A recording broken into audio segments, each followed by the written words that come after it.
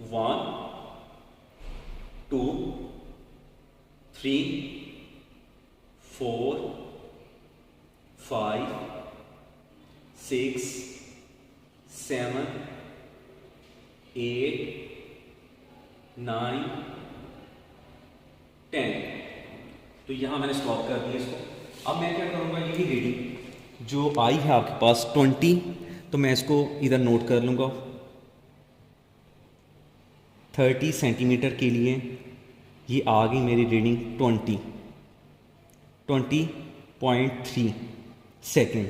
अब यही काम मैं दोबारा करूँगा और सेकेंड टाइम के लिए मैं नोट करूँगा। अब इधर देखिए ये डिफरेंट रीडिंग आई हुई है। हो सकता है ये एम्पलीट्यूड डिफरेंट रख के किया हो, या थ्रेड का जो साइज़ है वो डिफरेंट हो, या मैस का जो बॉब का साइज़ है वो डिफरेंट हो, तो ये डिफरेंट रीडिंग आपको दे सकता है। आपने वो रीडिंग मैटर नहीं करती, इसको छोड़ दें अभी, पर रीडिंग भूल जाएं आप। आपका ये आ गया 20.3। अब सेकेंड टाइम करने लगे यही काम, तो इसके लिए मैं स्टॉप वॉच को रीसेट करूँगा। ये मैंने रीसेट की और यही काम दोबारा करने लगा।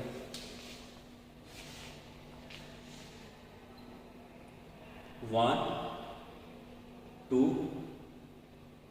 3 4 5 6 7 8 9 10। ओके, ये आप देख सकते हैं।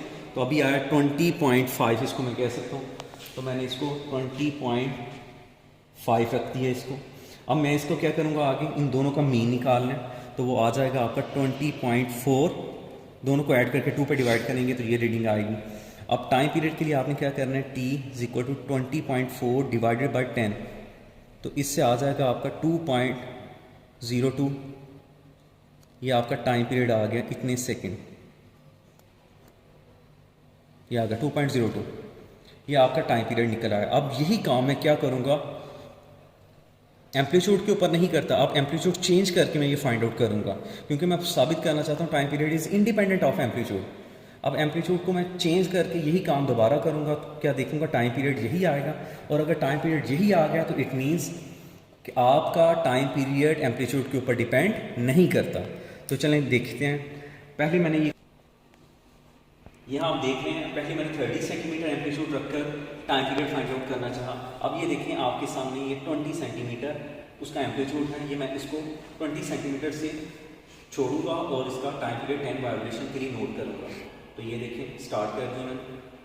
1 2 3 4 5 6 7 8 9 10। ये है आपके सामने। तो ये देखें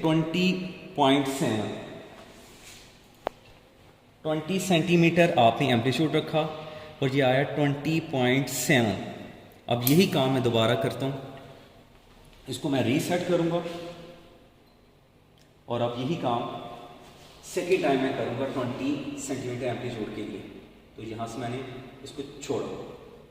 1 2 3 4 5 6 7 8 9 10। तो ये आपके सामने रीडिंग है 20.4। अब ये देखिए, इन दोनों का भी अगर आप मीन लें या एवरेज फाइंड आउट करें तो आपका ये बनता है 20.55। ये आपका मीन बनता है 20.55।